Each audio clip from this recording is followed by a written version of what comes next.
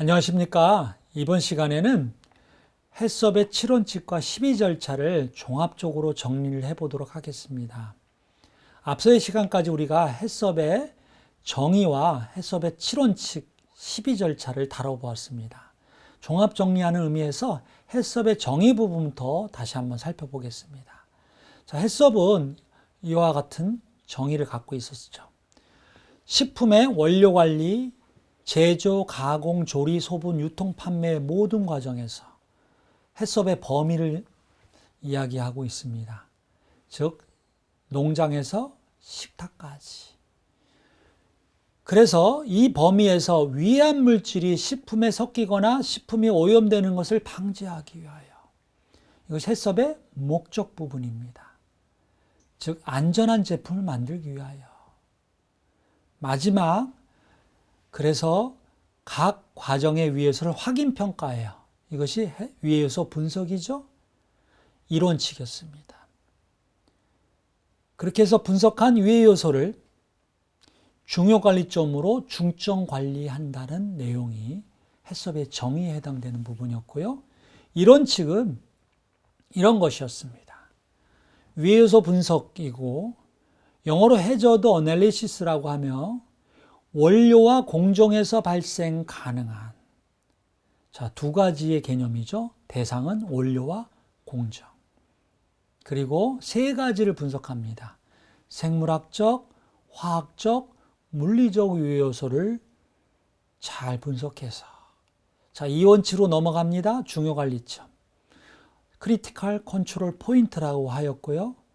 앞서 우리가 분석했던 이 두 개의 대상의 세 가지 그룹의 위해 요소를 각각 예방, 제어 또는 감소시키는데 허용 수준 이하로 감소시켜주는 거죠. 이때 허용 수준은 식약처가 정한 식품공정의 규격을 이야기하고 또는 회사가 정한 더 엄격한 규격이 있다면 소위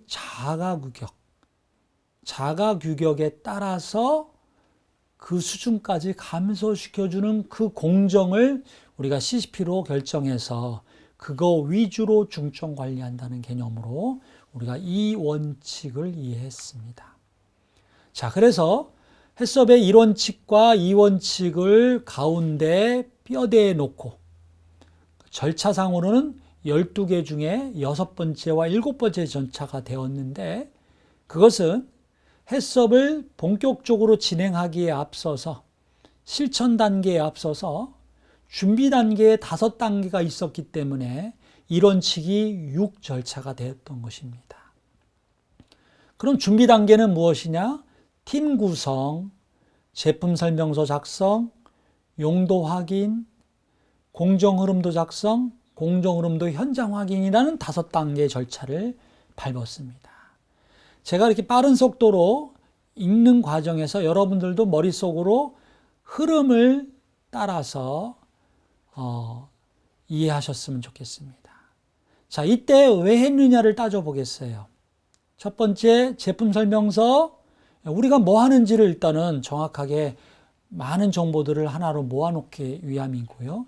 이 중에 중요한 정보 중에 하나가 원료에 대한 정보가 있었고 그 원료에 대한 정보가 6번째 절차인 위해 요소 분석의 원료와 공정의 앞에 원료가 되는 것입니다.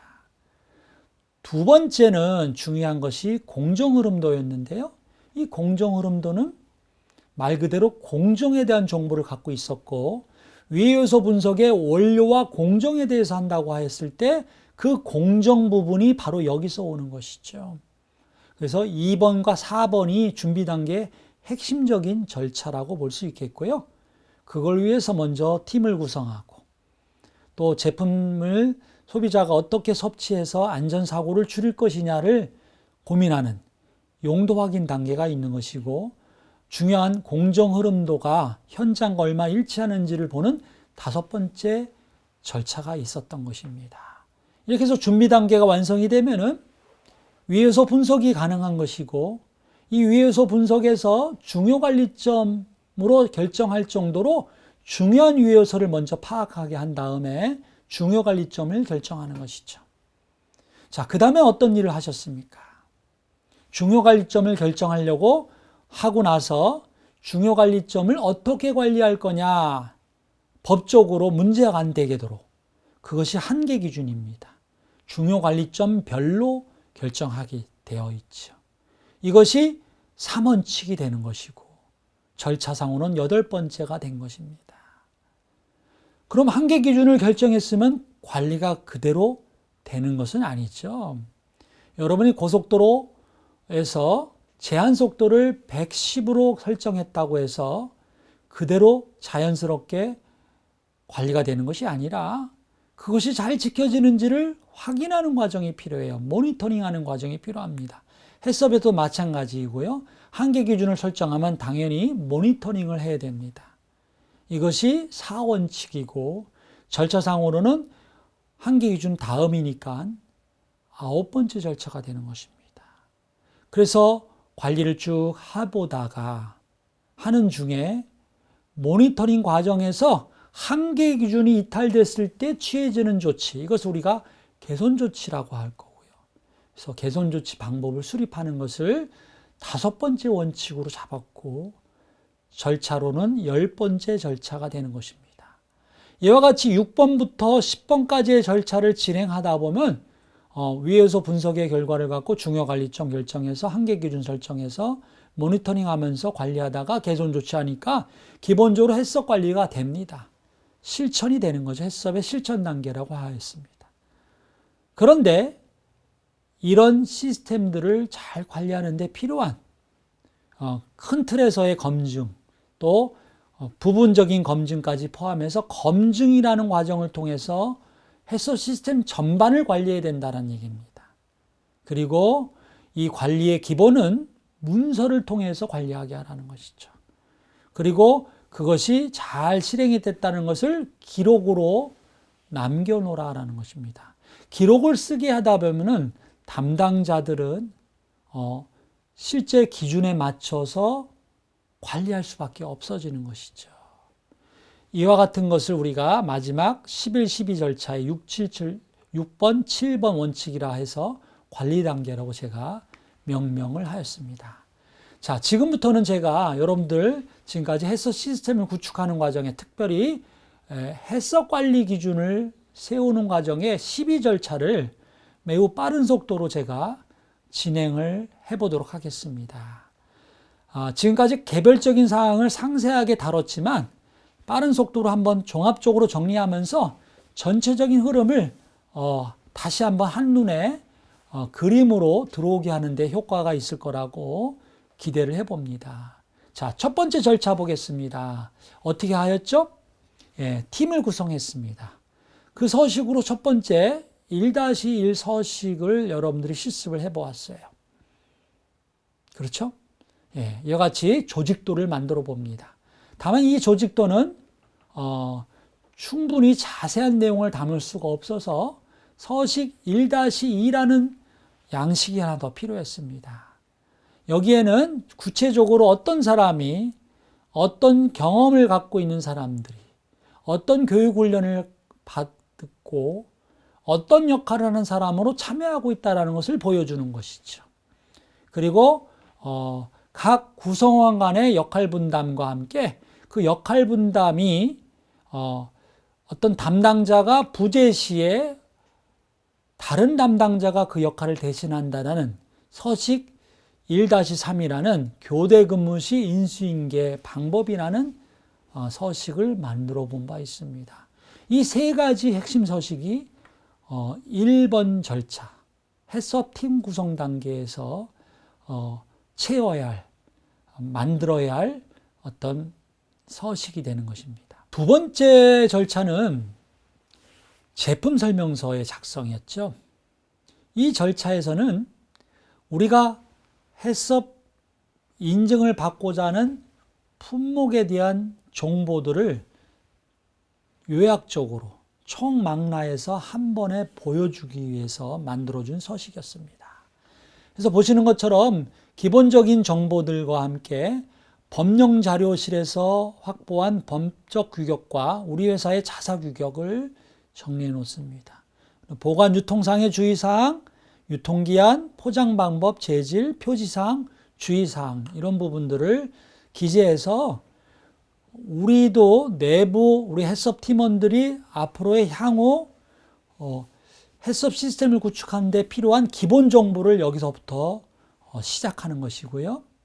또 후반부에 적혀 있는 부분들은 우리 내부용일 뿐만이 아니라 소비자들을 대상으로 어떤 내용들을 주의 표시를 해서 소비자들이 이런 내용들을 몰라서 안전사고가 나올 수 있는 그런 우려를 줄여주겠다는 의도로 이와 같은 제품 설명서에 이런 내용들을 채워놓는 것입니다.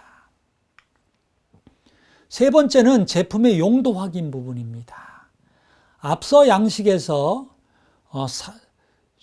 유통기한 앞에 제품의 용도에 일반인용이냐 원료용이냐는 부분을 간략하게 기술하였습니다만 다시 세 번째 절차에서 용도 확인을 강조하고 있습니다.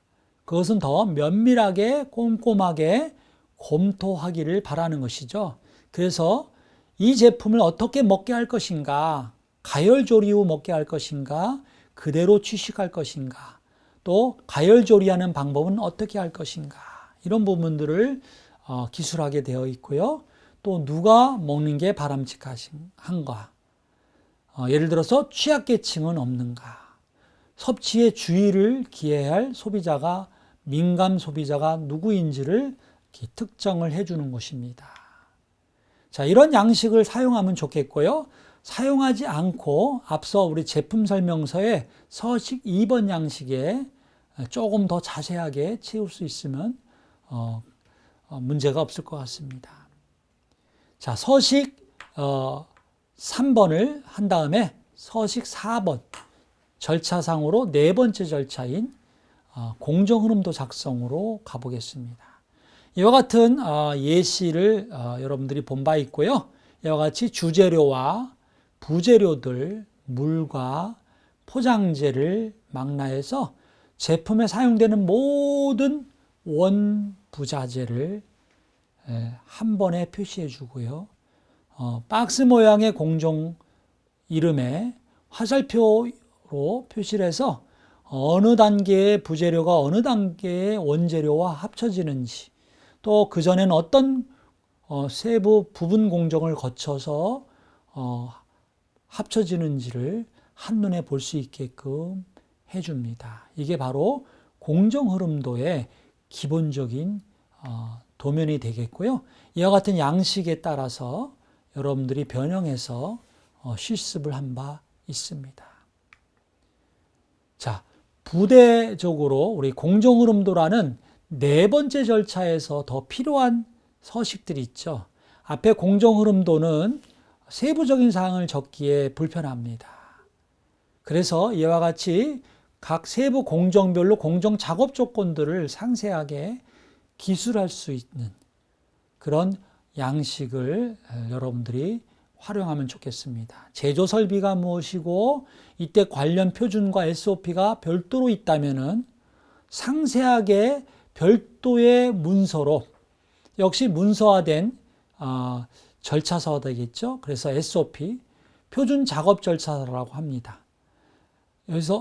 여기서 세 줄, 네 줄 정도 쓸 것을 한 페이지나 두 페이지나 많게는 5페이지까지도 갈 수 있는 그런 SOP를 적어주는 것이고요. 예를 들어서 어떤 공정 중에 수분 활성도를 측정하는 공정이 있다. 완제품을 만들고 나서 최종 제품에 대해서 하게 돼 있죠. 그런 경우라면은 기본적인 조건을 쓰지만 이 SOP에다가는 여러분들이 그 수분 활성도 측정기의 어떤 관리 방법, 작동 방법, 사용 방법 이런 것들을 다 유지 보수 방법까지 망라해서 다 기재를 할 수 있는 것입니다. 그렇게 된다면은 한두 페이지가 아니라 수십 페이지가 나올 수도 있는 별첨의 문서로 관리하는 것이 좋겠다라고 말씀을 드리겠습니다. 그래서 이런 양식들을 만들고 나서 언제 작성했는지, 누가 작성했는지, 그리고 이것을 누가 검토해서 검증했는지, 언제 했는지 이런 부분들을 같이 기록을 남겨놓으면은 우리가 공부했던 바로 검증, 즉 10일 절차, 유권칙에 입각해서 문서를 관리하게 되는 것입니다. 4.3에서는 여러 개의 문서들이 별첨으로 붙을 수 있을 것 같습니다. 여러 가지 이름이 있는데요. 작업장 평면도는 기본적으로 방이 어떻게 구획되어 있는지를 보여주는 도면이 되겠고요. 동선도는 물적 동선과 인적 동선으로 교차음이 없는지를 확인하게 하는 그런 도면이 되겠습니다. 배수 처리, 그 다음에 급배기, 개통도도 이와 같은 실습시 양식에 붙여놓고 이와 같은 식으로 검증을 해놓는 것이 좋겠습니다. 그 샘플은 이와 같은 내용들이 되겠습니다. 인적 동선, 물적 동선, 포장재 동선, 설비 배치도, 위생장비 배치도, 전기 배수, 급수, 에어, 스팀 배관 이런 부분들을 이렇게 첨부해서 사용하면은 공정 흐름도까지 해서 전체적인 문서들이 다 만들어지고 이걸 토대로 현장에서 확인하면은 준비 단계가 끝나게 되는 것입니다. 이제 본격적으로 본 단계로 들어가서 6번째 절차이고 이론칙인 위요소 분석의 핵심적인 최종 결과물은 이와 같은 양식이었습니다. 이것을 우리가 위요소 분석표라고 명명하였죠. 그리고 이 분석표의 양식을 보시면은 번호와 원료와 공정에 대해서, 왜냐하면은 위요소 분석은 원료와 공정별로 하기로 되어 있었습니다. 그래서 1번 무슨 원료, 2번 무슨 원료, 또 15번 무슨 공정, 16번 무슨 공정, 이렇게 공정으로 정리를 해서 위요소는 3가지가 있다고 말씀드렸죠. 생물학적, B, 화학적, C, 물리적, P. 그래서 각각의 명칭이 무엇이고 이것이 관리의 어느 부분의 허점 때문에 또는 원료에서 유리하기 때문에 라는 식으로 발생 원인을 적어봅니다. 이것이 위요소 확인 단계이고 두 번째로 이어지는 것은 위험도 평가 단계인데 이때는 크게 2가지 심각성, 이걸 먹었을 때 어떤 건강상의 장애를 일으키는지, 급성, 만성, 또 불쾌감, 이런 거에 따라서 등급을 매겨서 위요소별로 등급을 매겨서 1에서 3점, 대표적으로 예를 들어 드린다면 그렇습니다. 그리고 또 발생 가능성은 우리 회사에서 얼마나 자주 발생하는지를 또 예를 든다면 1에서 3점 평가를 해서 위험도 평가는 이것을 종합하는 점수로 또 이것도 예를 들어 드린다면 3 곱하기 3으로 9점 만점의 평가를 한 다음에 이걸 갖고 커트라인 C 크리티컬이라는 점수보다 높으면 정말 잘 관리해야 할 중요 요소구나 라고 예스라고 표시하고, 그렇지 않은 경우는 노라고 표시한 다음에 이 중에서 예스로 표시되는 그 공정과 단계를 CCP 결정도로 돌려줄 겁니다. 그러기 위해서 위험도 평가를 한 것이고요. 마지막으로 예방조치 및 관리 방법을 도출하는 것은 이런 의미였어요. 우리가 위요소를 분석해 놓은 이 위요소가 우리 공정 안에서 어디선가는 관리가 돼야 된다는 것이죠. 예방이 되거나 줄여주거나, 그래서 예방, 제어, 감소라는 그런 단어를 쓰고 있는데요. 그런 방식으로 어떤 형태로 관리되고 있는 것을 확인하기 위해서 이 양식에 여러 가지 다중으로 관리되는 방법들을 적어보는 것입니다. 이것이 바로 위에서 분석표였고요. 서식으로는 여러분들한테 6-2라는 서식으로 제공을 해드렸는데 이 6-2 서식을 하기에 앞서서 여러분들이 해야 할 일은 평가 기준표를 만드는 거였고요. 이것은 6-1 서식이었습니다. 자, 보시는 것처럼 심각성을 어떤 걸 심각한 위해서로 보겠는가? 생물학적 위해서는 어떤 생물학적 위해서를 중간 정도의 심각한 위해서로 보겠는가? 그 다음에 마지막으로 심각하지 않은 위해서로 보겠는가를 등급을 매겨주는 과정. B는 B별로, C는 C별로, P는 P별로 이와 같이 상중하 3, 2, 1 또는 5, 3, 1 이와 같은 점수를 부여해 가면서 기준을 만들어 놓습니다.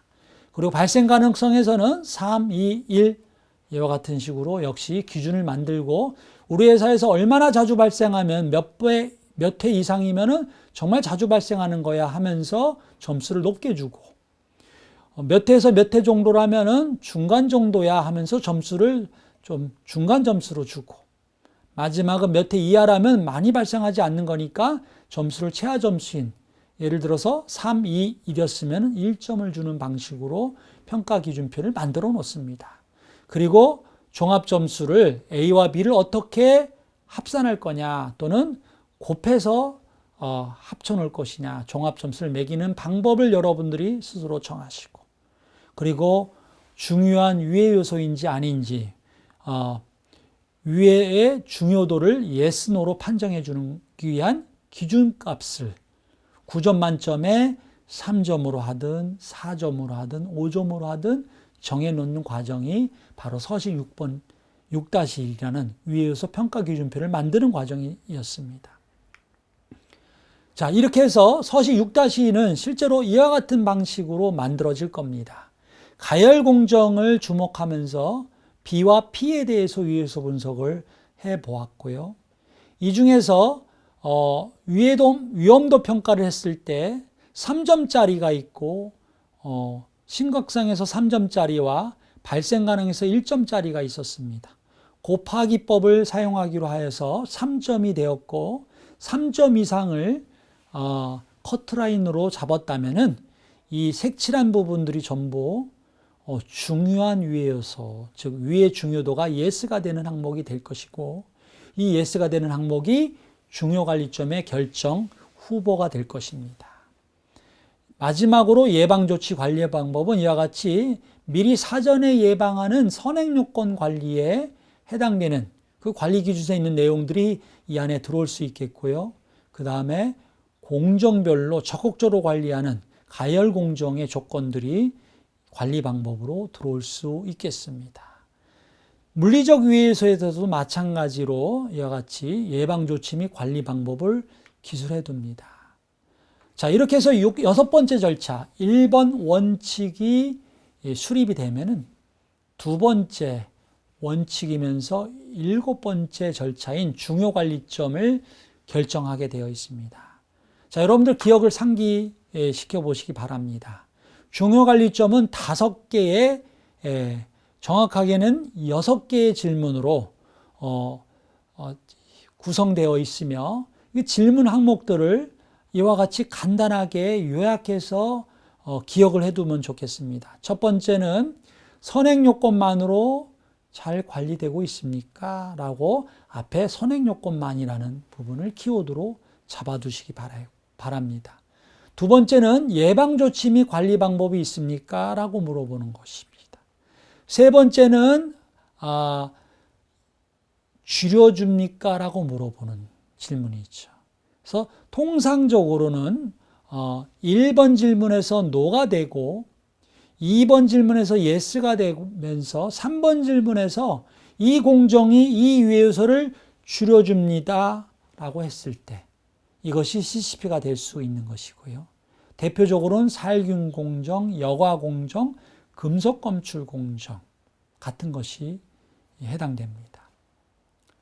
3번 질문이 no가 된다면 4번 질문에서 증가할 수 있습니까? 라고 한 번 더 물어보시고 증가할 수 있다고 해서 5번 질문으로 넘어가면 다시 한번 물어보되 이때의 질문은 다음에 줄여줍니까? 라고 물어보는 것입니다.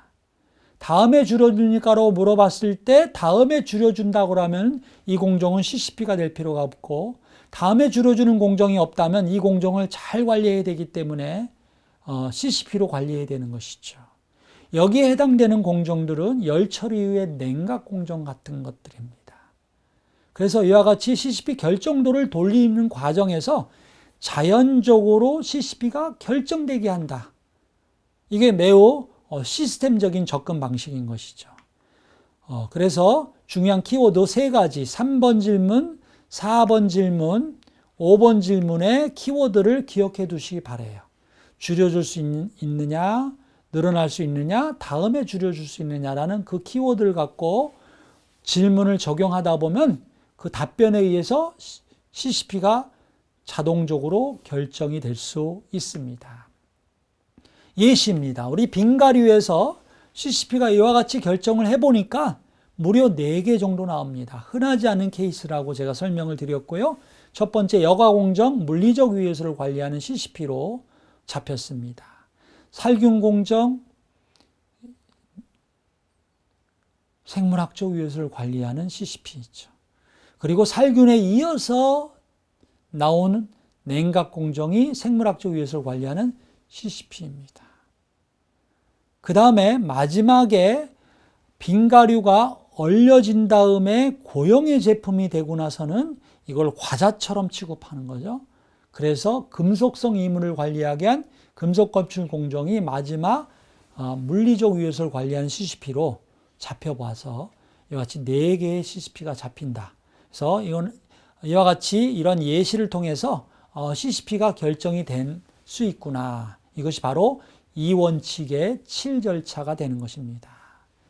자, 그 다음에 이어지는 부분은 대표적인 CCP가 되는 케이스는 이와 같이 3번 질문을 yes가 되게 해서 CCP가 된 케이스와 3번에서 no가 되고 4번에서 yes가 된 다음에 마지막 질문인 다음에 줄여줍니까? 라는 질문에서 no가 된 케이스가 되는 CCP, 이 2가지 케이스가 있다라는 걸 말씀을 드리고요. 이 중에 3번 질문에서 CCP가 되는 케이스가 가장 많습니다. 자, 보겠습니다. 세척이 그런 것이고, 여과가 그런 것이고, 금속 검출이 그렇고, 살균이 그렇습니다. 또 소독이 그와 같은 케이스고요. 냉각만 2번째 케이스, 5번 질문까지 가서 다음에 줄여준이에 노가 돼서 CCP가 된 케이스가 되겠습니다. 자, 이와 같이 CCP가 결정이 되고 나면은 8번째 절차이고, 원칙으로는 3번째 원칙이 되겠죠? 한계 기준을 설정합니다. 발생 원인이 이와 같은 식으로 나오기 때문에 이 발생 원인의 면면을 보면서 이것을 관리하기 위한 적극적인 관리 수단으로 한계 기준을 설정하는데 이때 선정의 원칙은 4가지였습니다. 첫 번째는 현장에서 측정이 가능해야 된다는 것. 2번째는 수치로 표현될 수 있으면 좋겠다는 것이고요. 3번째는 범위로 표시해야 된다는 얘기고요. 4번째는 밸리데이션이 되어야 된다는 것입니다.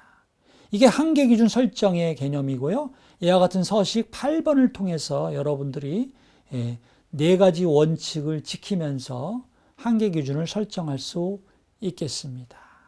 자, 지금까지가 8번째 절차이고 3번째 원칙이었습니다. 자, 그 다음 단계로 9번째 절차, 모니터링 체계 확립 부분은 서식 9번이면서 원칙으로 따지면은 4번째 원칙이 되겠습니다. 이 4번째 원칙에서는 앞서 선정한 한계 기준에 따라서 대상을 정하고 어떻게 얼마의 주기로 누가 모니터링을 할 것인지, 하나의 서식을 더 넣는다면은 어떤 기록지에 모니터링을 할 것인지까지 설정을 하면은 모니터링 체계의 확립이라는 실습이 완성이 되는 것입니다. 자, 이것을 위해서는 이와 같은 적절한 모니터링 일지가 구비가 되어야 되고 이것을 여러분들 회사 시스템에 맞게끔 구성할 필요가 있는 것입니다. 마지막에 관리 단계의 마지막이고 10절차라고 할 수 있는 개선 조치입니다. 이 개선 조치의 예시를 보시면은 이와 같이 개선 조치 중에는 한계 기준을 이탈한 경우와 기기가 고장난 케이스로 나누어서 각각의 작업자가 해야 할 일들을 이와 같이 상세하게 기술함으로 인해서 작업자로 하여금 한계 기준 이탈 상황이 생겼을 때 우왕좌왕하지 않고 현장에서 즉각적으로 조치를 취할 수 있게끔 그 절차를 매뉴얼로 하는 거에 목표를 두는 것입니다. 그 다음으로는 11번 절차. 자, 관리 단계로 들어갑니다. 해썹의 관리 단계로 들어갑니다. 본 단계가 거의 끝나고 개선 조치까지 하면 본 관리가 다 되는 것인데, 해썹 시스템 전반을 관리하기 위한 관리 단계로서 검증 절차 및 방법 수립이고, 이와 같은 예시처럼 CCP별로 모니터링 방법 다음에 검증 방법으로 문서 검증과 기록 검증, 그리고 현장 검증의 절차들을 작업자가 역시 할 수 있도록, 그리고 작업자 위에 상위 관리자가 검증을 실질적으로 하면서 해썹팀 안에서 최종 승인권자까지 검증이 될 수 있도록 하는 시스템을 만드는 그 과정이 검증 절차 및 방법 수립 과정이 되겠습니다. 마지막은 12절차로서 문서화 및 기록 유지입니다. 이와 같이 지금까지 우리가 만들어 놓은 모든 해썹의 원리와 기준들을, 특별히 해썹 관리 부분에 해당되는 부분을 CCP별로 정리해서 일목요연하게 정리한 서식이 있으며, 이와 같은 서식들을 해썹 인증 신청 때 이와 같은 서식으로 만들어서 인증원에 제출하게 되는 것입니다. 이와 같이 마지막으로 12절차까지의 흐름을 다 한번 살펴보았습니다. 그러면 해썹 시스템을 다시 한번 종합을 해보고자 합니다. 해썹은 선행요건 관리라는 8가지의 주요 항목별로 영위재냉 용보 검열하는 항목으로 GMP 요소와 SSOP 요소의 기본 관리를 해줍니다. 이때 GMP라는 것은 품질 관리 요소가 강하게 들어가 있는 부분이고요. SSOP는 위생 관리 요소가 강하게 들어가 있습니다. 품질 관리를 잘못하면서 위생 관리를 할 수 없는 것이고요. 위생 관리를 잘못하면서 품질 관리를 할 수 없는 것이죠.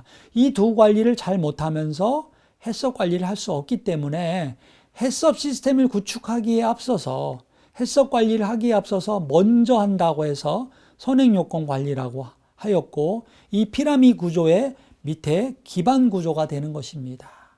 그래서 이와 같은 선행요건 관리를 잘 한 다음에 해썹 관리를 하게 되어 있고, 해썹 관리는 앞서 설명드린 것처럼 준비 단계 5단계, 본 단계 5단계, 관리 단계 또는 종결 단계라고 하는 2단계, 그래서 총 12단계, 12절차에 걸쳐서 진행하면서, 그 원리는 뒷부분에 7개의 원칙에 따라, 7원칙에 따라서 관리를 하기 때문에 우리가 7원칙 12절차라고 부르고 있는 것입니다. 그러면 기존의 관리 시스템과 해썹 관리 시스템은 어떤 차이를 보이는 걸까요? 우리가 해썹을 도입하기 전에는 이와 같은 관리를 해왔습니다. 원료가 입고되고 세척이 되고 전처리 되고 가공이 돼서, 가공의 일부라고 할 수도 있지만 마지막 부분에 중요한 포장 전 단계의 위해 요소 관리 공정으로 살균 공정이 있었다고 하겠습니다. 그럼 과거에는 이 모든 과정을 다 거쳐서 포장이 다 완료된 상태의 제품을 출하하는데, 포장이 완료되기 전이든가 후에 기존 제품, 최종 제품에 대해서 완제품 검사를 진행하였습니다.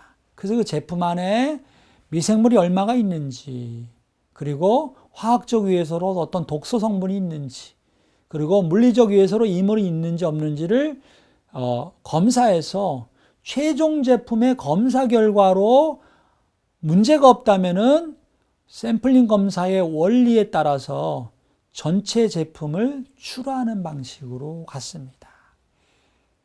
그런데 이 샘플링 검사에 불안정성이 있기 때문에 우리가 검사용 시료로 채취한 거에 대해서는 적합으로 나왔다 할지라도 부적합한 제품이 일부 있는 상태로 출하가 될 수 있는 그런 불안정성을 갖고 있는 것이죠.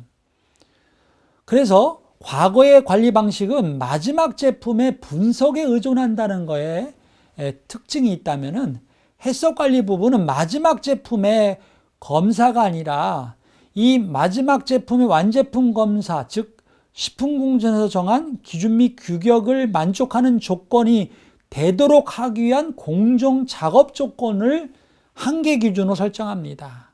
그래서 미생물 검사하기 전에 그 미생물이 안 나오게 하기 위한 살균 온도, 시간, 압력, 그리고 여러 등등의 한계 기준, 그것도 정량적으로 결정한 정량적인 수치로 현장에서 즉시 모니터링이 가능한 한계 기준을 설정해서 실제로 이 작업 공정마다 세척 공정의 CCP에서 한계 기준 모니터링하고, 전처리 공정에서 한계 기준 모니터링하고, 가공 공정에서 한계 기준 모니터링하고, 살균 공정에서 한계 기준 모니터링하면서 개별 공정마다 모니터링하는 과정에서 한계 기준이 이탈되어서 문제 있는 제품이 출하되는 우려가 있을 거라고 판정이 될 때 그 공정들을 다시 되돌려가면서 재가공, 재세척, 재살균, 재여과, 재검사하는 과정을 거쳐서 최종적으로는 포장 상태에서 완벽하다는 표현보다는 안전한 제품이 나갈 수 있도록 미리미리 사전 관리한다는 개념이 해썹 관리의 특징입니다. 이 두 가지를 명확하게 비교를 하시기 바라고, 여러분들은 제 설명을 듣고 보니 어느 게 더 효율적인 관리가 되겠느냐 한번 판단을 해보시기 바랍니다.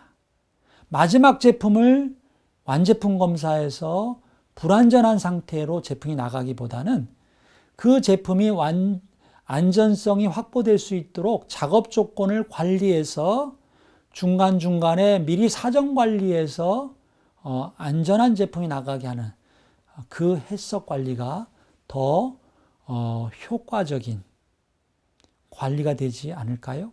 이것이 바로 해썹의 원리 부분입니다. 자, 이것을 표로 한번 정리해 보았습니다. 기존의 위생관리는 문제가 발생해야, 다 포장까지 끝나고 문제가 발생해야 우리가 비로소 개선을 하는데요. 해썹 관리에서는 문제가 발생 전에 공존 단계별로 예방적 관리를 합니다. 그리고 관리 범위는 기존의 위생관리는 식품공정에서 정한 그 규정의 위해 요소를, 규정에서 정한 위해 요소를 관리하는 것이 목표라면, 해썹 관리는 그 규정에서 정한 규격 관리는 당연히 하지만 잠재적인 위해 요소의 관리를 우리가 기대할 수가 있습니다. 왜냐하면 우리가 위해 요소 분석을 하는 과정에서부터 법에서 정하지 않은 위해 요소에 대한 고려까지 하면서 그 위해 요소가 포함되어 있는, 그리고 법적으로는 정말 엄격하게 관리할 그 위해 요소를 관리한 CCP 위주로 관리를 하고, 또 그렇지 않은 부분은 CP로 관리하는 관리 시스템을 갖고 있기 때문인 것이죠. 자, 기존의 위생관리는 원인 분석에 상당한 시간이 소요됩니다. 중간중간에 기록이 없어요. 모니터링을 CCP별로 하지 않고, CCP 자체를 설정하지 않았기 때문인 것이죠. 기본적으로 공정 기록은 있습니다. 몇 도에서 살균했고, 또 몇 도에서 멸균을 했거나, 또는 그 전에 세척 조건이 얼마다라는 기본적인 관리를 했지만, 그걸 우리가 CCP의 개념에 중점 관리를 하지 않았고, 그래서 그 원인 분석 파악하는데 어려움이 있었다면 우리는 CCP별로 첫 번째 CCP에서 문제가 있는 걸 거기서 해결하고 즉각적으로 조치를 취하고 맙니다. 그래서 신속적인 관리가 가능하다. 자, 소요 비용은 시험 분석에 많은 비용이 들어갈 수밖에 없어요.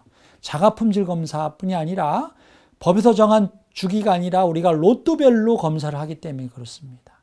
근데 해썹 관리에서는 어떻습니까?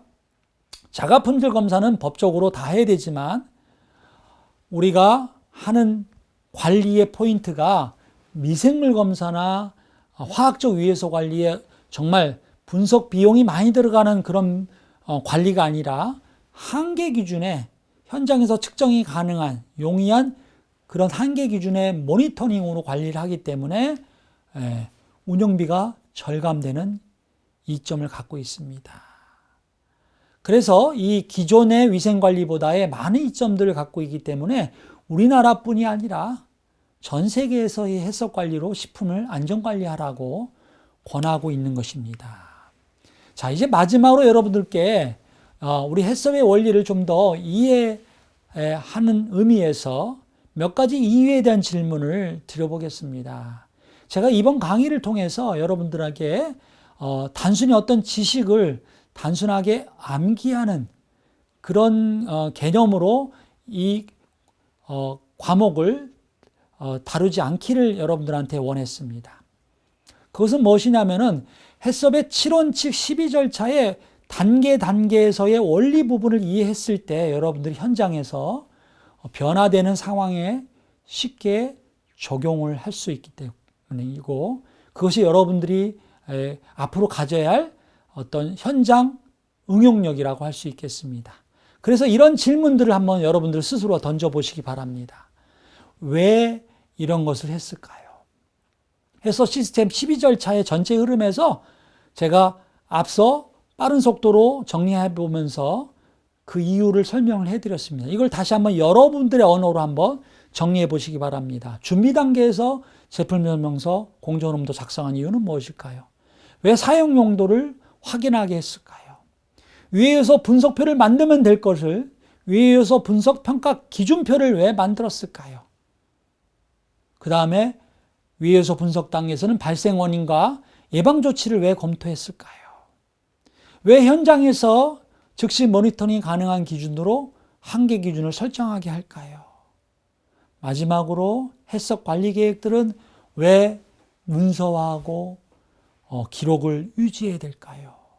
라는 식으로 제가 6가지 이유 질문을 여러분들한테 던져드립니다. 그 외에도 여러분들께서 12절차에 각 단계별로 왜 이걸 했을까요? 라는 질문을 던지시면서 해석을 이해한다면 여러분들한테 정말 몸으로 체득되는 해석의 원리가 되지 않을까 생각해 봅니다. 자, 이와 같이 종합적인 정리까지 포함해서 해석의 전반적인 내용들을 여러분들이 이해하셨을 거라고 믿고 이 강의를 마치도록 하겠습니다.